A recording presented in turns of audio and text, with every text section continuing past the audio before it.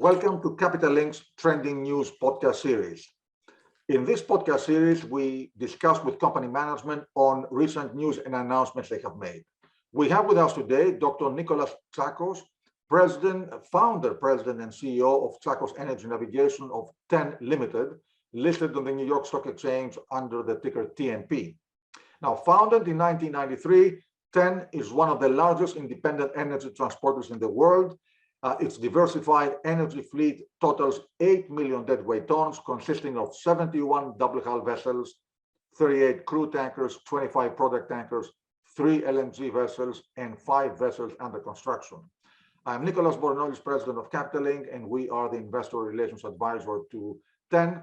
And just to remind everybody, the usual disclaimer, our podcasts are for informational and educational purposes only and do not constitute investment advice. So Nikos, welcome with us. We are going to discuss with the occasion of your latest expansion in the LNG space. You just announced the delivery of your new building LNG, which further expands your fleet. Now, you have mentioned in the past that LNG is a growth area for TEN. TEN has already a commanding presence in the crude and product tanker space. So why LNG? What is the rationale and expectations behind your growing presence in this LNG market? Thank you, Nick, and it's nice to touch base with you even in this manner. We are very happy to announce the expansion of our new LNG. So now we are participating in every technology of the LNG market. It is a growing part of our business. As you know, we are a very diversified energy transporter because we are based on the needs of our clients. So we actually move all the sizes. Sometimes I compare our company to a limo service. So if one of our clients wants to be driven in a stretch limo, we provide him a VLCC. If he wants a compact car, we provide him a handy-sized tanker. If he wants a middle range, we have our aframaxes, etc., etc. And of course, we are following the directions of our client base in growing our business. Within this variety of vessels on the energy, we believe that the LNG is a growing part of our business. We have not overexpanded yet in this because we felt that the technology is still a work in progress. And I was talking during our last call saying that the technology has changed faster in the LNG segment than in the iPhones. So I still have the same iPhone that I had 5 years ago, whereas the technology in the LNG has changed significantly since in multiple ways. But we believe it is going to play a big part in going forward, and we are planning to further expand this side of our business. So you have plans for further expansion in the LNG space? Yes, we are always looking, always discussing with our clients, and in the meantime, we are, upgrading as much as possible our operational skills to be at par to where our tanker skills are.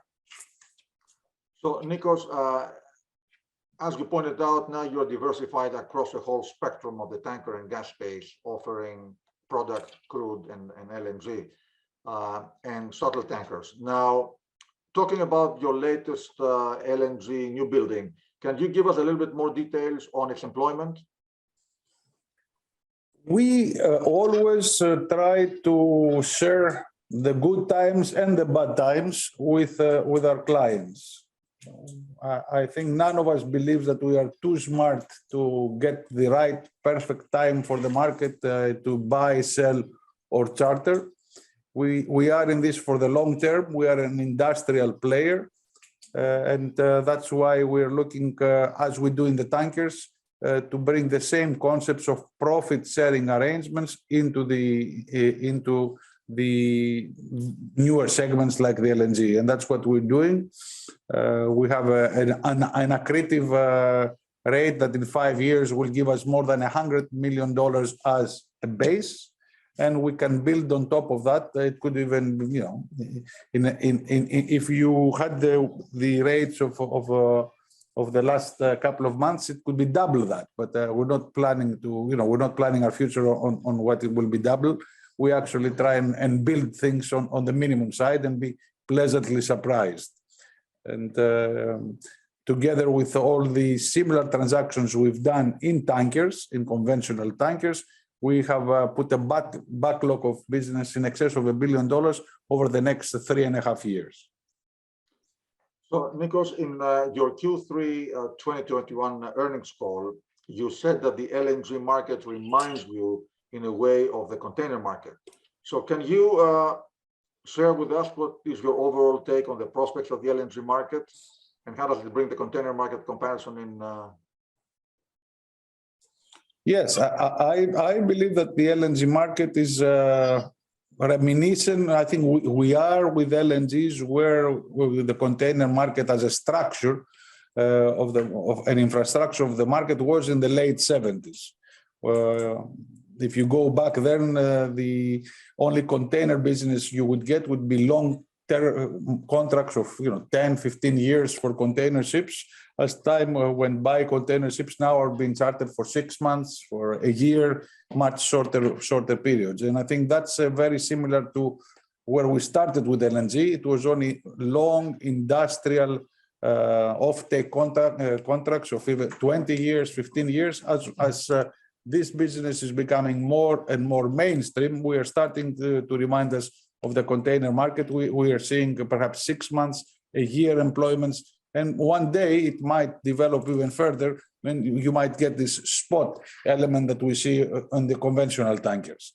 So in that sense, the only other thing is I wish that the LNG will also earn as much as the container ships are earning today, which is really something extraordinary. So, Nikos, the next question, we have seen that the LNG is becoming an alternative bunker fuel of choice for new ships.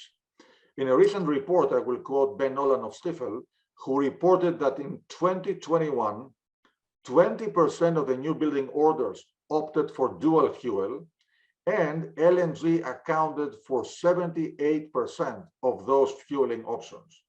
So do you see this trend continuing? And what could be the implications for the global fleet in terms of decarbonization drive and the overall LNG market itself? I believe that the LNG is right now in the middle of attention. I also think that LNG should not be seen as a transition fuel, but it could also be a fuel in transition. So it is progressing. It can become even greener. There are techniques and there is technology that will reduce significantly up to perhaps almost make it extinct the methane slip. So I think from now until 2050, the direction seems to be that the LNG will be playing that role, and it could play that role for even further time as it becomes greener going forward, and that's why we are looking to expand in that part of the business. So, concluding question, Nikos, TEN joined our company presentation series yesterday, and we had the chance to discuss about the market at length. But for the sake of completeness, let's have your views on the broader tanker market.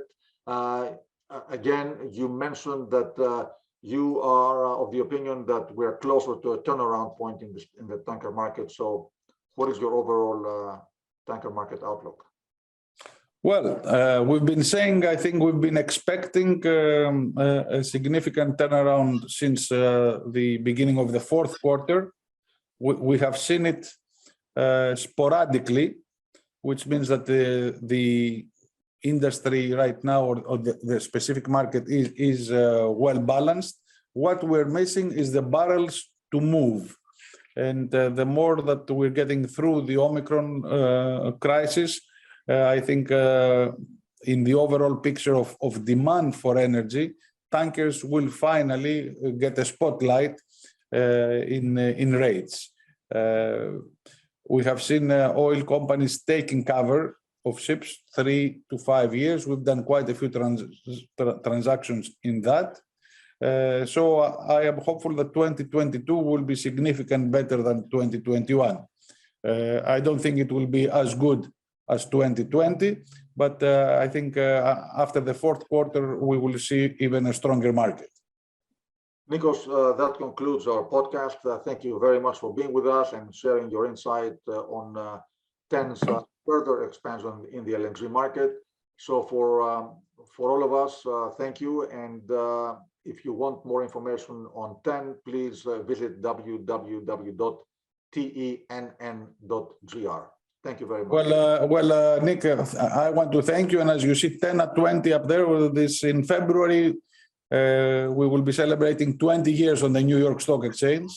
And hopefully not far from there, not only we will be 10 at 20, but our share price will be closer to 20. So we have a good course to look forward to. Absolutely. Thank you very much again, Nikos. Thank you. Thank you. Bye-bye.